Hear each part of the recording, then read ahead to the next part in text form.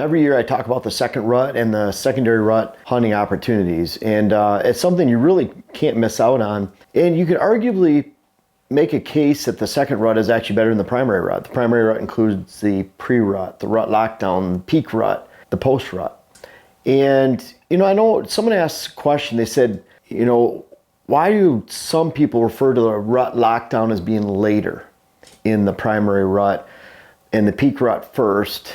Peak rut comes, a bunch of does come into heat, and then there's a rut lockdown. A lot of times the rut lockdown that people are seeing in that order is due to over hunting, hunting pressure, hunting poor locations, bad habitat, bad food sources, whatever it might be.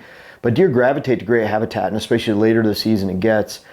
But the rut lockdown takes place at the beginning of the rut when an exponential amount of does are coming into estrus. And so when you start getting that climb, then you have the pre-rut, it's kind of slow, but mature bucks are playing the game, they know what's going on, and if you don't have mature bucks, you're not going to see any pre-rut activity. And then all of a sudden, a large amount of does are coming into estrus. That's when the rut lockdown takes place, because a lot of bucks are getting does, they can find them easily. And then the peak rut takes place, and that's when there's a long breeding phase where it's just random does coming in and out, bucks chasing, coming off a doe, looking for the next one. And that's that period of that traditional rut. The rut lockdown takes place before that time.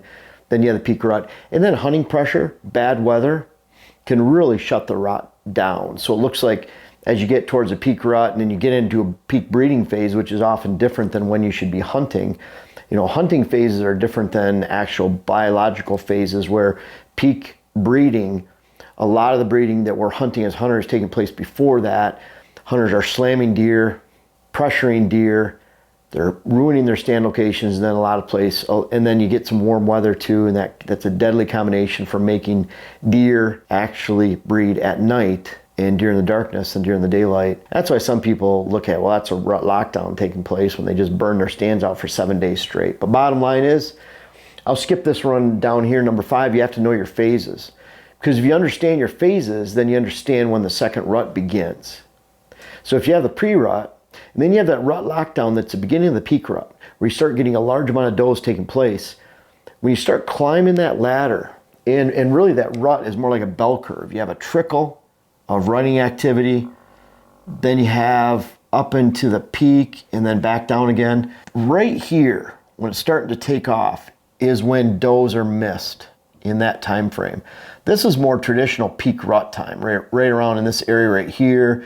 Lots of does coming into estrus, and then you have the post rut when you start coming down here on that downhill slide. But really in that top right there in that peak, there's a lot of opportunity, and this is where does are missed because there's so many does coming into estrus. There's bucks already on does, they miss them, and so that creates that second rut and that opportunity. So when I say who gets to take advantage of this in this time where does are missed and then they're being bred later, a month later when they come back into estrus, the north is better because that's a shorter, tighter window of peak breeding and primary breeding phase. The rut is shorter in the north because, again, like I talk about, if fawns are born early, they die. It's too cold, too snowy. If they're born late, they die because they're too small to withstand a northern harsh winter where there's winter severity. And there's very few areas that are like that, actually. There's not a lot of places where deer actually die during the winter. They can take a lot. When you get more into, and that would include upstate New York, UP and Michigan, northern Wisconsin, even some parts of northern lower Michigan, northern Wisconsin, then you get over into northern Minnesota. There's areas like that that have winter kill, winter severity, and those ruts have to be a little bit shorter. But when you get down to southern Michigan, southern Wisconsin, and southeast Minnesota, southern Minnesota, over into southern New York, with the exception of the winter severity areas where you have lake effect snow, and you get into Pennsylvania, Illinois, Indiana, over into Missouri, Iowa, then you get more of a normal rut, and it's a little bit longer, maybe 25 days long in that primary rut from beginning of pre-rut to the end of the peak, something like that. So it'll be a little bit longer, several days longer than those northern areas. Regardless, when you have a more defined rut that takes place in a shorter period of time, does are missed. You fast forward about 25 to 30 days, and those does will come into estrus again. They'll keep coming in. Either the winter severity will push them down to where they can't come in, or they keep coming in until they're bred.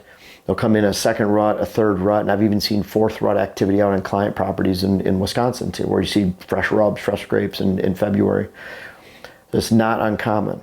When you get into the middle parts of the states, middle part of the country, then you have a little bit longer rut, and you still could have that second rut, but it's not as defined.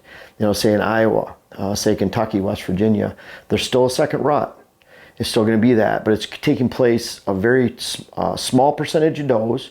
It's taking place over a 2-week period instead of a week or 10 days. So if it makes sense, you're not taking that many more deer, but you're spreading them out a little bit. So it can appear very random with the second rut. And then when you get down in the southern states, it's all over the place anyways. I always encourage you, if you're down in the south and you have those trickle ruts and random ruts where does can be bred over a 4-month window historically and routinely, then I encourage you to hunt the weather, because that'll put breeding taking place during the daylight. And if you have unpressured parcels and you're hunting during good weather patterns that we try to teach on this channel, we use through HuntCast and the HuntWise app, then in those areas you're going to be on deer even with a trickle rut like that. So that second rut, the further north you get and it's more defined, it's even better.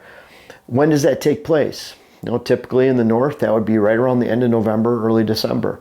When you get down into Kentucky, West Virginia area, southern Illinois, maybe over into Missouri, that would take place more like the 10th of November, 15th of November, because again, you're going from peak rut and then you're fast forwarding about 25 to 30 days, and that's what's going to be when that takes place. Then when you get in the south again, you're looking at more just hunting the weather than worrying about the rut as much. Which does, of course, those missed does are coming into estrus, but also those doe fawns. Because just like in a household with women, a lot of times the women are queuing off where their time of the month off one female that dominates in that household. That does happen, gentlemen, but it does happen. And it's the same with does, fawns. Those fawns queue off their mothers. 25, 30 days later, they come into heat from that initial burst, and or whatever that timing is. And that's why you see these giant bucks chasing these little does sometimes during that time of year in that second rut. So you're looking at missed does, and then you're looking at fawns that are coming in for the first time. And yes, you can have fawns being bred. And even up north, if they're bred, that doesn't mean that they're going to carry that baby through a harsh winter. They're almost lucky just to survive. So their body will automatically abort those fawns in a situation where it would tear down or destroy the mother's health to carry that full term during the wintertime. So it's important, again, flip back to this again, know your phases. Because if you know your phases, you understand that the rut begins at the same time in your area every year. It ends at the same time. That puts the beginning of that peak breeding phase and rut lockdown into that same time. That means you can fast forward 25, 30 days and you know exactly when that second rut will begin. And guess what? That second rut will begin about the same time every year in your location. Just like the beginning of the primary rut, the end of the primary rut, you can count on the second rut. And that's why I say don't miss out, because it's one of my favorite times of the year to hunt. Arguably there's a lot less people in the woods. It's cooler temperatures. Deer are on feeding phases. You can find pockets of unpressured deer. Deer are pushed into those areas. Sure, you're hunting more the leftovers, the bucks that were already killed during the rut, maybe in gun season, but those surviving mature bucks will gravitate towards quality, unpressured food, unpressured cover. And let's face it, by that time of the year, there's not a lot of unpressured quality food or unpressured quality cover. So if you have it, if you find it on public land, then you're going to be able to experience the second rut at a very high level. You don't have a lot of competition in the woods. And let's face it, hunting in the snow, hunting in those colder temperatures, it's a lot of fun. Gone are those days where you're topping out at 70, 65 in the north. A warm day at that time of the year might be 52, 55. So even then you get some cooler temperatures, deer feeding pretty regularly, and it's a great time to hunt. I urge you not to miss out, because I would guesstimate that it is one of the most missed opportunities to hunt whitetails in the entire season. For the reasons I've talked about, it's the most defined time. It's a great time to hunt. I've taken advantage of that a lot during muzzleloader season. Shot a nice buck last year in Minnesota. Shot a nice buck on stand with Dylan. That was a lot of fun. Shot bucks on my own with the muzzleloader, filming, self-filming, which isn't always the best. But I've had some great hunts during the second rut. Dylan's going to be with me, I think, on the 1st and 2nd December this year.